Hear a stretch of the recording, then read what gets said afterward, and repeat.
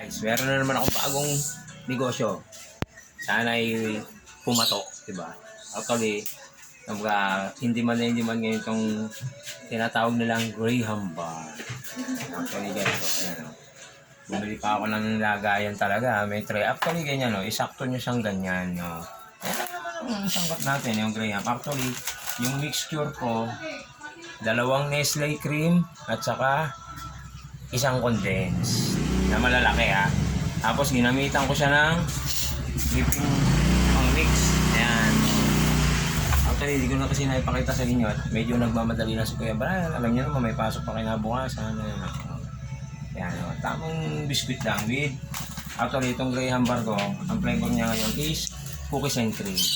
Nagdurog ako ng 2 sachet.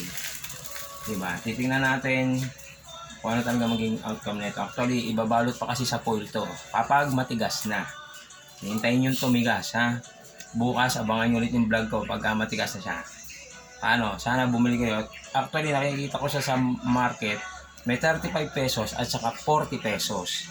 Hindi natin alam kung saan siya aabot na presyo doon, ha? Sana pumatok ulit tayo. Pwede kayo mag-PM dyan kung gusto nyo umorder sa akin ito. Okay.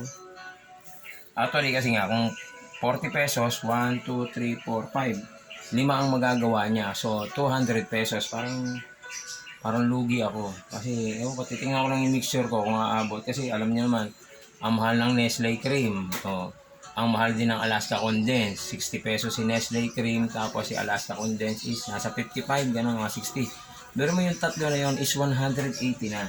Wala pa yung mga biskuit. Diba? Ano natin siya may titinda ng 40 pesos. Malalaman natin.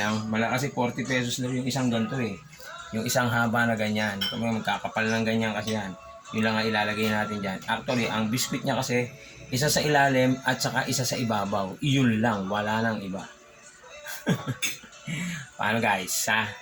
Bumili kayo ha. Saka thank you so much sa mga kapitbahay ko. Yung aking ice candy na sobrang sarap. Yan. Medyo pumapatok pa rin siya. Thank you so much sa mga kapitbahay ko. Huwag kayong mag-alala. Kapag mayaman na si Kuya Brian, babalatuhan ko kayo. Paano guys? Bye-bye!